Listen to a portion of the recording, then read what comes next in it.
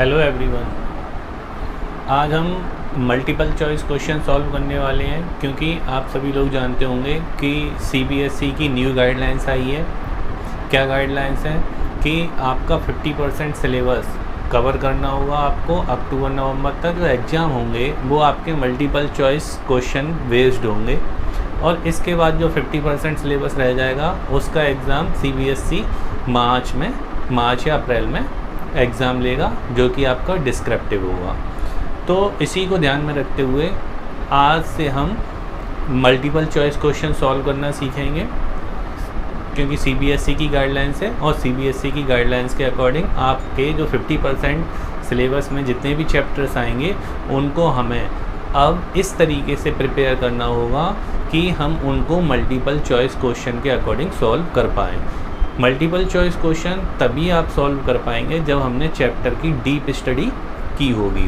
तो आगे से अब आप लोग सभी ध्यान रखेंगे कि जितने भी चैप्टर्स हैं हमने जो कवर करने हैं वो इस तरीके से कवर करने हैं ताकि हम उनकी डीप स्टडी करें, one by one, line by line हम उनको स्टडी करेंगे, तभी हम मल्टीपल चॉइस क्वेश्चन का आंसर दे पाएंगे।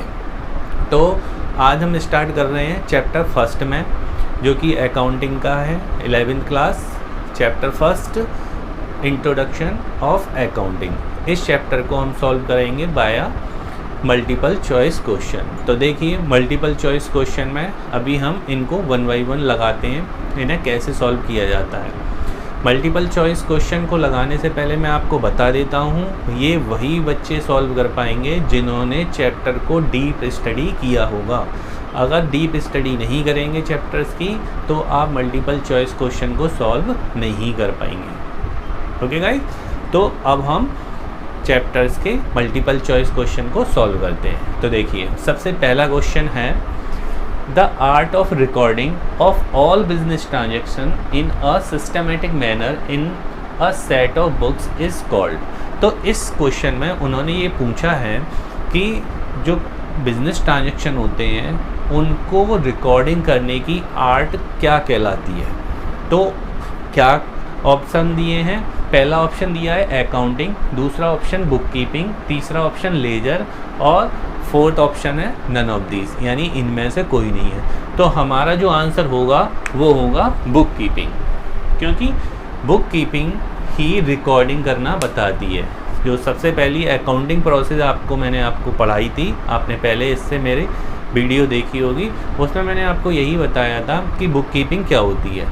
बिजनेस ट्रांजैक्शन को रिकॉर्ड करना ही बुक कीपिंग होती है, इसलिए इसका आंसर होता है बुक कीपिंग। ठीक, नेक्स्ट क्वेश्चन है हमारा, the process of recording, classifying and summarising all business transaction in order to know the financial result called bookkeeping, accounting, journalising, none of these.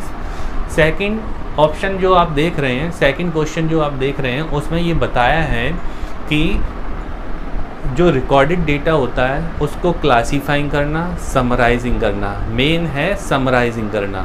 Summarising करने की activities जिस process में आती है उस प्रोसेस को हम अकाउंटिंग बोलते हैं, यानी कि हम रिकॉर्डिंग करना और क्लासीफाइंग करना बुक कीपिंग में रखते हैं, और उसके बाद जितनी भी प्रोसेस आती हैं वो अकाउंटिंग में ऐड हो जाती हैं। यानी कि हम ऐसा बोल सकते हैं कि जहाँ बुक कीपिंग का एंड होता है वहाँ से अकाउंटिंग स्टार्ट हो जाती है। तो बुक कीपिंग की एंडिंग जो होती है वो रिकॉर्डिंग और क्लासीफाइंग पे हो जाती है, और नेक्स्ट स्टेज आ जाती है उसकी समराइजिंग की। तो जहाँ समराइजिंग वाली एक्टिविटीज़ आ जाती है तो वो हो जाती है आपकी अकाउंटिंग। तो सेकंड क्वेश्चन का आंसर हमारा होगा अकाउंटिंग का, ये ऑप्शन इसका बी सही है।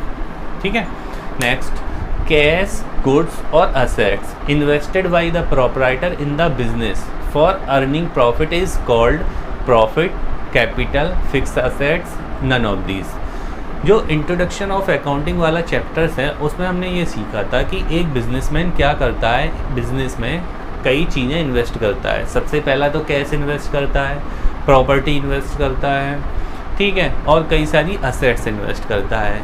तो असेट्स, कैश, ये सब किस लिए इन्वेस्ट कर रहा है, वो प्रॉफिट अर्न करने के लिए इन सब चीज़ों को इन्वेस्ट करता है। तो इन सब चीज़ों को स्टार्टिंग में जो कोई बिजनेसमैन इन्वेस्ट कर रहा होता है तो ये चीज़ें क्या बोली जाती हैं, समझिए आप क्वेश्चन का मीनिंग। क्वेश्चन जो पूछ रहा है वो ये पूछ रहा है कि बिज़नेस स्टार्ट करते टाइम जब कोई बिजनेसमैन कैश, असेट्स, ये सारी चीज़ें बिज़नेस में इन्वेस्ट करता है तो इस इन्वेस्टमेंट को क्या बोलते हैं। ये सभी प्रॉफिट अर्न करने के लिए ही इन्वेस्ट की जा रही हैं तो इन्हें क्या बोलते हैं। तो इसका सही आंसर है कैपिटल। इन सभी चीज़ों को हम कैश, गुड्स और असेट्स जो कि बिज़नेस में इन्वेस्ट की गई हैं, किस लिए इन्वेस्ट की गई हैं, अर्निंग प्रॉफिट अर्न करने के लिए की गई हैं, इसलिए इनको हम क्या बोलते हैं, कैपिटल बोलते हैं। ठीक है, ये इसका आंसर था। नेक्स्ट है द पर्सन, फर्म और इंस्टीट्यूशन हु डज नॉट पे price in cash for goods purchased and service received. इस क्वेश्चन में वो ये पूछ रहे हैं कि एक पर्सन या एक फर्म या कोई इंस्टीट्यूशन जिसने हमसे गुड्स परचेज किया है या हमसे सर्विस रिसीव करी है तो उस पर्सन को क्या बोला जाता है, उस फर्म को क्या बोला जाता है, उस इंस्टीट्यूशन को क्या बोला जाता है। जैसे सपोज़ कई बार ऐसा देखा गया है कि बिज़नेस जब हम कर रहे होते हैं तो हम कई बार उधार माल बेच देते हैं। उधार माल जिसको भी हम बेच रहे हैं वो पर्सन क्या बोला जाता है, यहाँ पर इस क्वेश्चन में उन्होंने यही पूछा है। तो creditor, proprietor, debitor, none of these. तो इसका आंसर होगा डेटर। उस पर्सन को डेबिटर बोलते हैं जिस पर्सन को हम विदाउट पेमेंट गुड्स को परचेज करवा देते हैं, यानी गुड्स को सोल्ड कर देते हैं या सर्विस को रिसीव करवा देते हैं उस पर्सन को हम डेबिटर बोलते हैं। ठीक है, ये इसका आंसर था। नेक्स्ट एमसीक्यू लेते हैं। नेक्स्ट एमसीक्यू है बुक कीपिंग। बुक कीपिंग क्या है, एक आर्ट है, एक साइंस है। N art and science both, यानी कि दोनों हैं या नन ऑफ दीज या कोई भी नहीं है। तो बुक कीपिंग आपकी आर्ट भी होती है और साइंस भी होती है। ये चैप्टर की स्टार्टिंग में ही हमने रीड किया था, इसलिए मैं बार बार कह रहा हूँ कि चैप्टर को अब आपको डीप स्टडी करना होगा तभी आप इसके आंसर दे पाएंगे। ठीक है, तो इसका आंसर होगा an art and a science both. Next है the main objective of book keeping is complete recording of transaction, ascertainment of financial effect on the business and analysis और interpretation of data। और D है A and B option. तो मैं आपको बता देता हूँ कि बुक कीपिंग का काम केवल इतना होता है कि डेटा को रिकॉर्ड करना और क्लासीफाई करना। क्लासीफाइंग के बाद जितनी भी एक्टिविटीज़ होती हैं वो सब अकाउंटिंग में आ जाती हैं, बुक कीपिंग में नहीं आती हैं। तो क्वेश्चन पे ध्यान देंगे फिर से, क्या है main objective of book keeping is complete recording of transaction, एक तो पूरा हो गया रिकॉर्डिंग करना। नेक्स्ट है ascertainment of financial affect on the business, financial affect business पे असर्टेन करने का काम भी बुक कीपिंग का होता है, क्योंकि बुक कीपिंग उन्हीं ट्रांजेक्शन को रिकॉर्ड करता है जो कि फाइनेंशियल नेचर के होते हैं। नॉन फाइनेंशियल ट्रांजेक्शन को रिकॉर्ड करने का काम बिजनेस में नहीं होता है। तो इसको असर्टेन करना कि फाइनेंशियल इफेक्ट बिजनेस पे पड़ेगा कि नहीं पड़ेगा, ये भी काम बुक कीपिंग का होता है। थर्ड ऑप्शन है एनालिसिस और इंटरप्रिटेशन ऑफ डेटा, डेटा को इंटरप्रेटेट करना और एनालाइज करने का काम बुक कीपिंग का नहीं होता, वो अकाउंटिंग का वर्क होता है। लास्ट ऑप्शन हमारा था ए एंड बी, तो हम लास्ट ऑप्शन को ही टिक करेंगे, यही हमारा आंसर होगा। तो आपने देखा ये हम एमसीक्यू कैसे सॉल्व करते हैं। अब आप बच्चे सभी 11th क्लास के हैं, आप ये सोच रहे होंगे कि हमें क्या करना, नहीं, आपको ये ध्यान रखना चाहिए कि इस बार सीबीएसई ने जो बोर्ड का रिज़ल्ट बनाया है उसमें सीबीएसई ने 12th बोर्ड के जो एग्ज़ाम लिए नहीं थे उन लोगों का रिज़ल्ट कैसे बना होगा आपको मैं बता देता हूँ, जिसमें 10th के मार्क्स इंक्लूड किए गए थे, 11th के मार्क्स इंक्लूड किए गए हैं और 12th के इंटरनल एग्ज़ाम, प्री बोर्ड वगैरह यानी यूनिट टेस्ट वगैरह सबको इंक्लूड किया गया है। तो आप 11th के स्टूडेंट हैं तो ये ध्यान रखेंगे कि आपके एग्ज़ाम का इफ़ेक्ट 12th के रिज़ल्ट पर भी पड़ेगा। सपोज़ ऐसे क्राइसिस फिर से हो जाते हैं तो आपके 11th में जो मार्क्स आएंगे उन बेसिस पे ही आपका 12th का रिजल्ट बनेगा। तो याद रखेंगे कि आपको भी अच्छी तरीके से प्रिपरेशन करनी है और एग्ज़ाम देना है, ठीक है। अभी हम क्या करेंगे और MCQ सॉल्व करेंगे। नेक्स्ट है 7 में क्या है, in accounts recording is made of, यानी अकाउंट में जो रिकॉर्डिंग होती है वो किससे बनी है, क्या only financial transaction, only non financial transaction, both financial and non financial transaction, और लास्ट ऑप्शन है personal transaction of the proprietor. ये हम जब चैप्टर रीड कर रहे थे तो चैप्टर में हमने क्या सीखा था, उसमें हमने ये रीड करा था कि जो ट्रांजेक्शन होते हैं वो दो तरीके के होते हैं, एक फाइनेंशियल एक नॉन फाइनेंशियल, और बिजनेस में केवल फाइनेंशियल ट्रांजेक्शन को कंसीडर किया जाता है। तो यहाँ पर जो रिकॉर्डिंग होगी ओनली फाइनेंशियल ट्रांजेक्शन की होगी, तो हमारा ऑप्शन जो सही है वो फर्स्ट वाला ऑप्शन सही है, ये वाला टिक करेंगे। नेक्स्ट है ₹5000 paid as rent of office premises is an event transaction both A and B, none of this. हमने चैप्टर की रीडिंग में इवेंट को भी रीड किया था, स्टडी करी थी, समझा था, और ट्रांजेक्शन क्या होते हैं इनको भी समझा था। यहाँ पर आप देख रहे हैं कि हमने ऑफिस प्रेमिसेस का रेंट पेड किया है जो कि 5000 है। ये जो रेंट पेड करना होता है ये एक ट्रांजेक्शन है, इवेंट नहीं होती है। Consequence of transaction is called event. जो ट्रांजेक्शन होते हैं उनके रिजल्ट को हम इवेंट बोलते हैं, ठीक है। तो ये हमारा एक ट्रांजेक्शन है, तो इसका ऑप्शन बी सही है। नेक्स्ट है which of the following transaction is not of financial character. हमें यहाँ पर 4 ऑप्शन दिए हैं, 4 ऑप्शन में हमें ये बताना है कि इनमें से कौन सा ट्रांजेक्शन फाइनेंशियल ट्रांजेक्शन नहीं है। तो देखिए, purchase of goods on credit, ये एक फाइनेंशियल करेक्टर का ट्रांजेक्शन है। हमने क्रेडिट बेसिस पे गुड्स परचेज किया, ऑफ कोर्स ये फाइनेंशियल ट्रांजेक्शन है। नेक्स्ट है बी ऑप्शन है ये,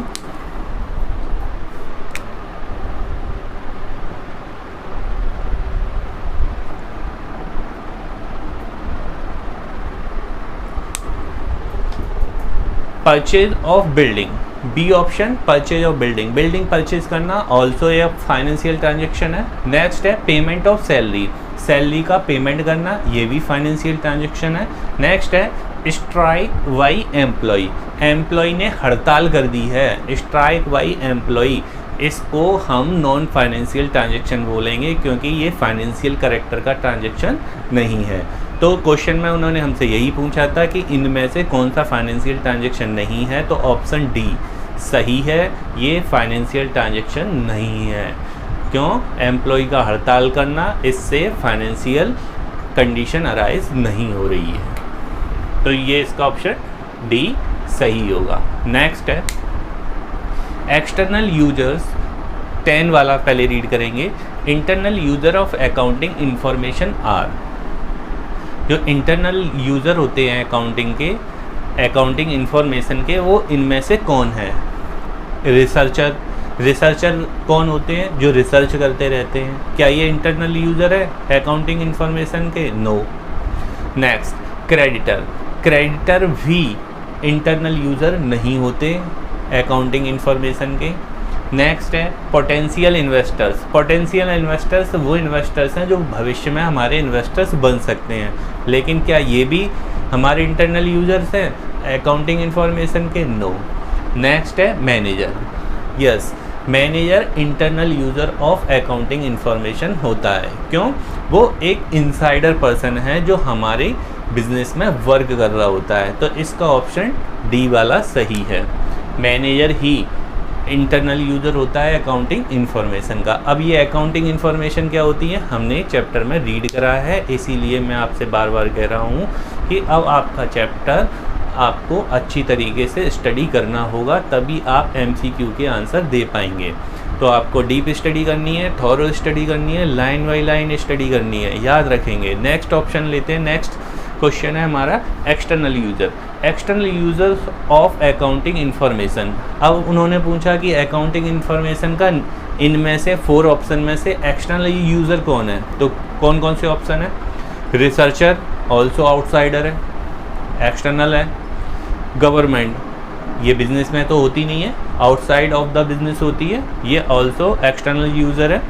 नेक्स्ट है टैक्स अथॉरिटीज़, टैक्स अथॉरिटीज़ वो लोग होते हैं जो टैक्स लगाते हैं, ये भी एक्सटर्नल यूज़र हो गए। नेक्स्ट है ऑल ऑफ दीज, तो ये सभी के सभी external user of accounting information है। तो इसमें हमारा जो ऑप्शन सही होगा वो होगा हमारा D, all of the above. Okay, next है on 31 December 2010 Ashok limited purchase a machinery from Mohan limited for rupees 1,75,000. This is a transaction, an event, both, none of these.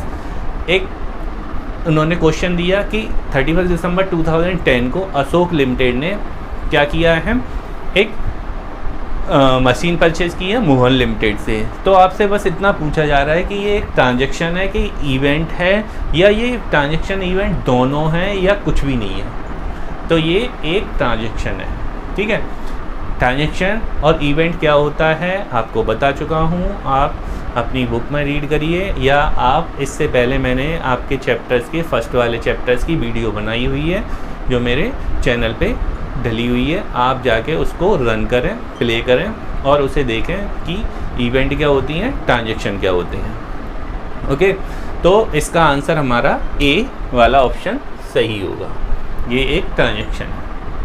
अभी हमें और इनका सॉल्व करना है। नेक्स्ट एमसीक्यू है, एमसीक्यू नंबर है 13 में क्वेश्चन है management accounting. Management accounting is a clerical work, is a accounting for future. Next option है is a recording technique of the management related transaction. Next none of these. तो management accounting क्या है? तो management accounting एक recording technique है जो management related transaction होते हैं उनका। तो इसका ऑप्शन जो सही होगा वो होगा ये।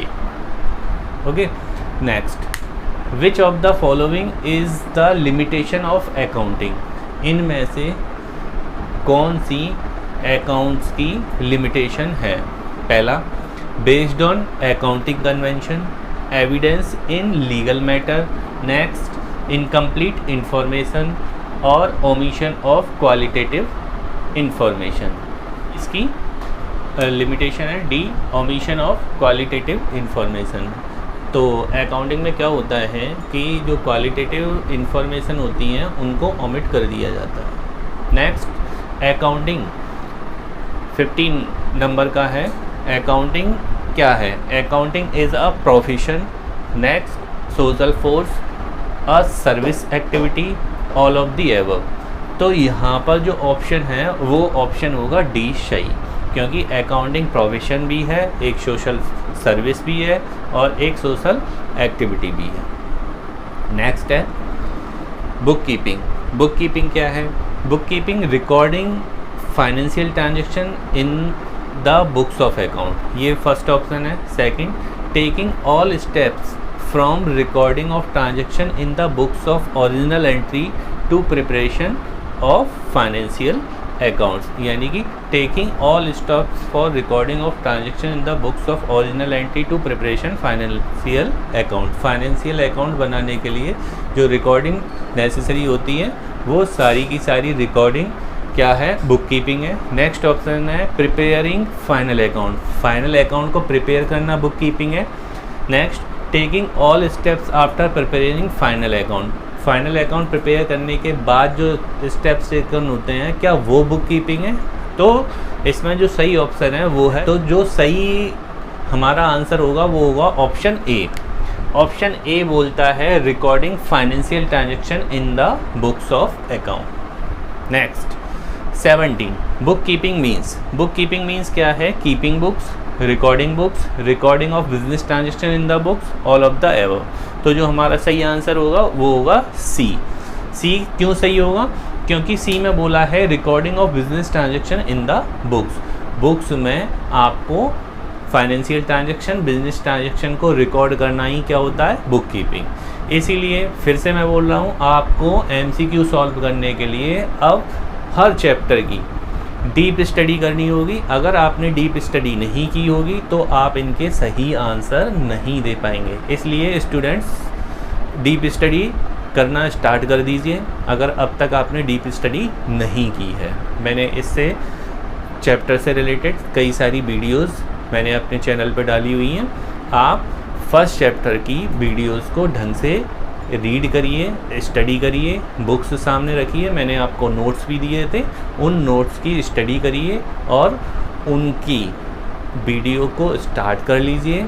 फिर इनके आंसर आप अपने आप दे पाएंगे। ठीक है।